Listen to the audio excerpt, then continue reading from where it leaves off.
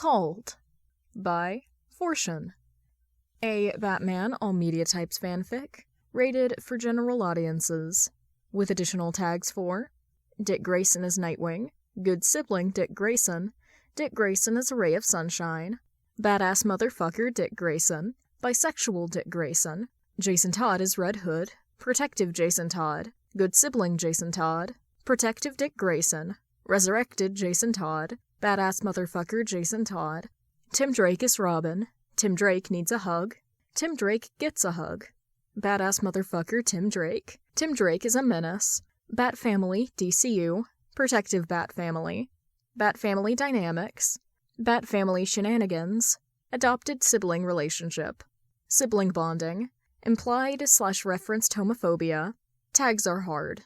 Part 8 in The Robin Chronicles. Summary.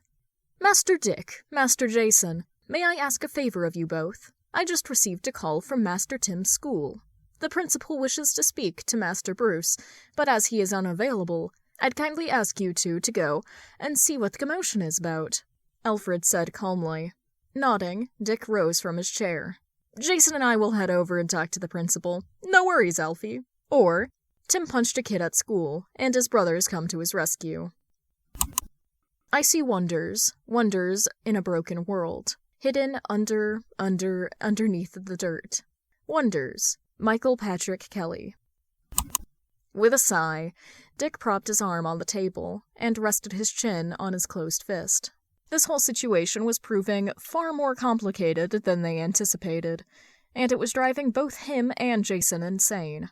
A small frown had settled on Dick's face as he watched his younger brother run a hand through his hair for the third time in the past 10 minutes. This makes absolutely no sense, Jason groaned, with an exasperated huff.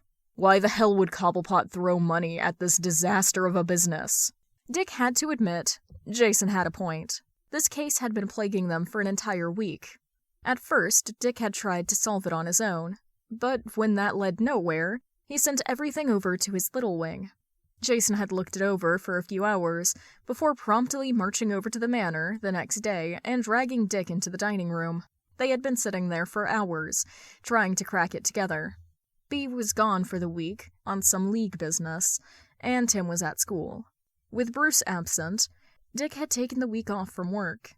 He knew Tim was used to coming home to an empty house, thanks to his biological parents, but Dick refused to let history repeat itself. Not now, especially since Tim had only recently been adopted. Why is Bruce always gone when we need him? Dick complained dramatically, waving his arms around and nearly knocking over his glass of orange juice.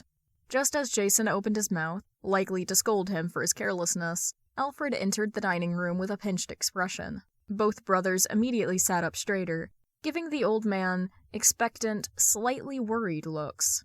Master Dick, Master Jason, may I ask a favor of you both? Jason answered before Dick could. Of course, Alfie. A faint smile tugged on Alfred's lips. Jason's earnestness was still as endearing as it had been before he first joined the family. Alfred had been the first to break into Little Wing's heart and make himself at home there. I just received a call from Master Tim's school. The principal wishes to speak to Master Bruce, but as he is unavailable, I'd kindly ask you two to go and see what the commotion is about, Alfred said calmly. Nodding, Dick rose from his chair. Jason and I will head over and talk to the principal. No worries, Alfie. Jason echoed the sentiment with a smile, then turned to Dick with a mischievous grin. I say we take Bea's new Mercedes.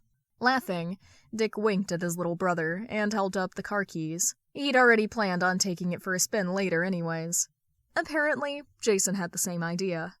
Let me grab my jacket and then I'll drive us there. Dick left the room before Jason could protest about him driving. Little brat. He was perfectly capable of driving just fine. As the two of them entered the school, Jason felt an odd wave of nostalgia. It had been a while since he'd last been here. The last time being a normal school day before his untimely and unplanned death. Everything still looked mostly the same. The halls were quiet and empty, a clear sign that classes were in session. Jason was glad for that, knowing he and Dick would have stood out like sore thumbs. Well, Dick might have passed for a substitute teacher or something, with his expensive Nightwing blue cashmere sweater, black jeans and black trench coat. Casual enough to be non-threatening, yet formal enough to command respect. He looked every bit the part of Bruce Wayne's rich son. Jason, on the other hand, hadn't bothered much with appearances. Steel-toed combat boots, whitewashed jeans, a dark gray shirt, and one of his leather jackets would have to do. Their walk towards the principal's office was quiet, the only sound being Jason's heavy boots, as Dick periodically pointed something out. Suddenly, a girl stepped out from one of the classrooms and into the hallway. She visibly flinched with a squeak, clearly not expecting strangers. As she hurried away, Jason felt Dick elbow him in the ribs, probably warning him to look friendlier. Only for Dick's elbow to knock into something hard. With narrowed eyes, Dick glared up at him. "You brought a gun to a school? Seriously, Jason?" His brother hissed. "Chill, Goldie. I forgot I had one in this jacket." Jason shrugged nonchalantly. "So what if he brought a gun? It's not like anyone needed to know." Dick shook his head and sighed dramatically. "If somebody finds out, it's your problem to deal with." "I wouldn't expect anything less, Dickface. Such a loving and supportive brother you are." That earned him a smack to the head. They stopped in front of the school's office, and Jason knocked loudly before entering. The room looked just as bland as it had years ago. The fake plants and uncomfortable chairs lining the wall opposite the secretary's desk. The woman looked up, her eyes widened at the sight of them, clearly recognizing both of them. Fortunately, Dick took charge of the situation. "Susie, it's been a while. You look as stunning as ever." Dick approached the desk, flashing one of his charming smiles. Susie beamed back at him. "Richard, it really has been quite some time. And Jason, good to see you as well." She smiled politely. "May I ask why you're here?" Jason gave her a faint grin. "Our butler got a call about the principal wanting to speak with our brother's guardian. Bruce is unavailable, so we're stepping in," Dick added smoothly. Understanding dawned on Susie's face. "Ah, yes, regarding Timothy. It was quite a surprise to hear he'd been adopted by Mr. Wayne. Belated congratulations. You can go right in. Mr. Sherman's office is ready for you." "Thank you, Susie." Jason watched as his brother smiled once more before they headed towards the office door. Knocking again, Jason opened the door and they stepped inside. The room hadn't changed, still the same condescending box filled with newspaper clippings and awards.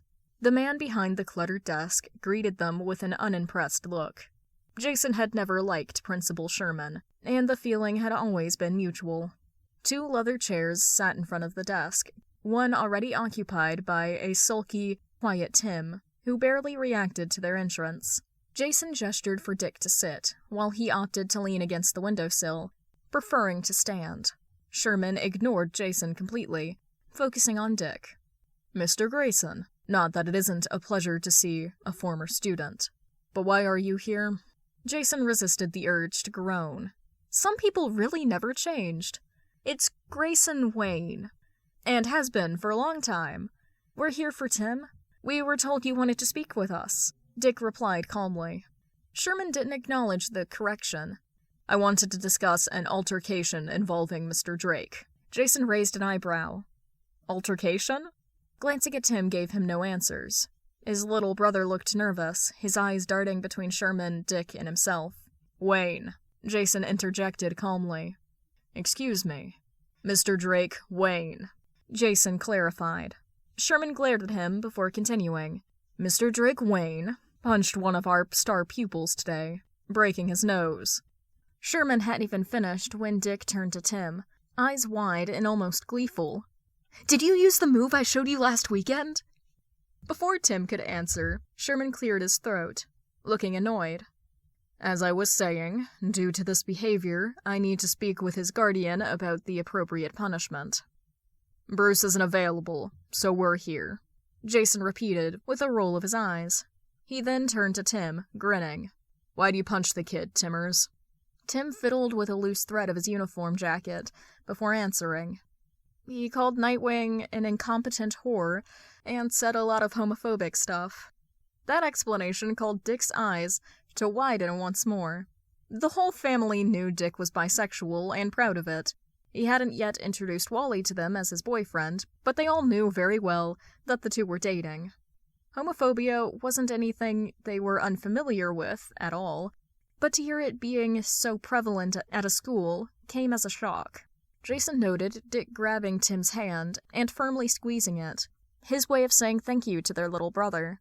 He knew for sure that Tim would get a lifetime's worth of hugs later. Dick would make sure that their little brother would understand how grateful he truly was for his actions. "Sounds like the punch was well-deserved." Jason shrugged. Sherman blinked at them, taken aback. "Violence is never acceptable, regardless of the other students' remarks." "Oh, but homophobia is?"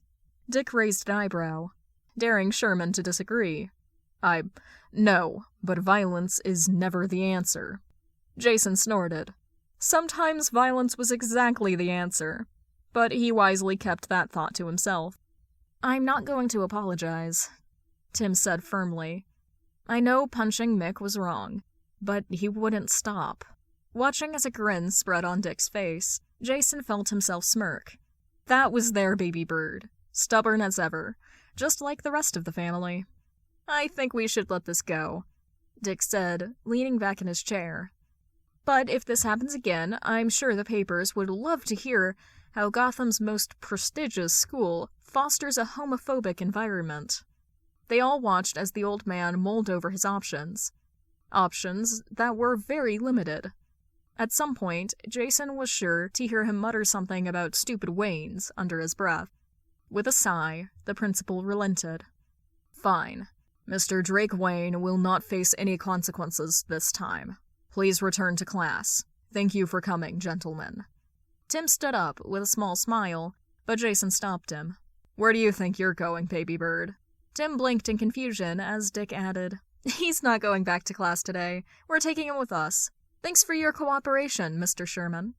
Suppressing the urge to flip off the principal, Jason followed his brothers out of the office with a grin. Moments like these really made him love being a Wayne. As they piled into the car, Tim warily looked at his older brothers in front of him. The whole situation had been surprising.